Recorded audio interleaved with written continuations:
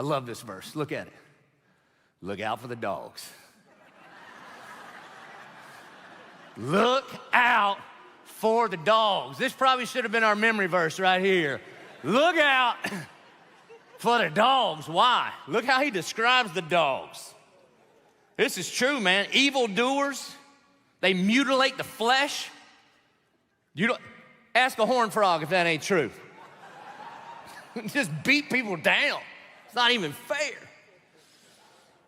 Well, much to my chagrin, he's not talking about my dogs here. If so, it would have been spelled with an A-W, not an O, okay? And so, here's what's going on here.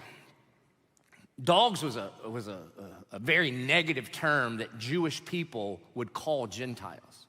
Now, the problem is, as Americans, when we hear dog, we're like, oh, because we love our dogs. Way too much, way too much. If you have a sweater for your dog, you're weird, okay? I'm just telling you, man. You are.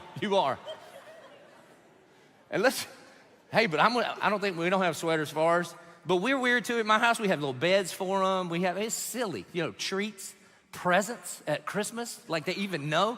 Crazy, okay. They didn't have dogs like that in the first century.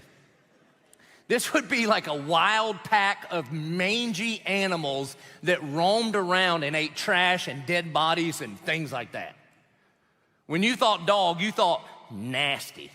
It was a derogatory term that a Jewish person would use against a Gentile. So we're studying 9 different miracles, and the reason that we pick these 9 miracles is they all point to God's heart and love for us.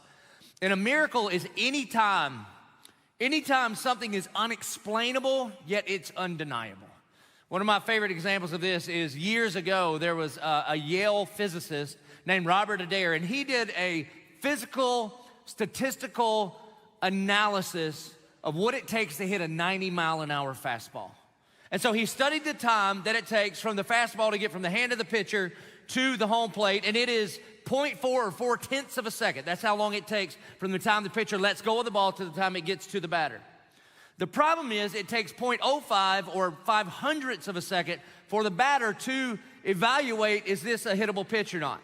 It also takes 0.2 of a second for the batter to decide where the ball is going to be over the plate, and then it takes another 0.2 of a second for the batter's brain to tell his hands to swing at the ball.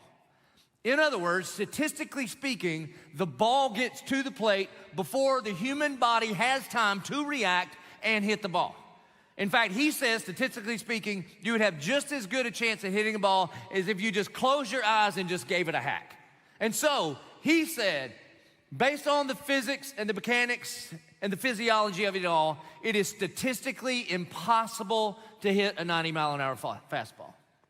The only problem with it is it's undeniable. Happens all the time. I mean, last night, Sean Murphy went 3 for 3 for the Braves, and one of them was a home run. Can I get a witness, all right? Can't stop the chop, baby.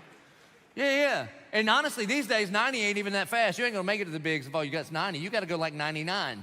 And if you're really good, not only do you make contact, but about every third time, you hit it where they ain't, and you end up on base. And so even though his scientific explanation said this is an impossibility, well, it's not, man. It's undeniable. It happens all the time.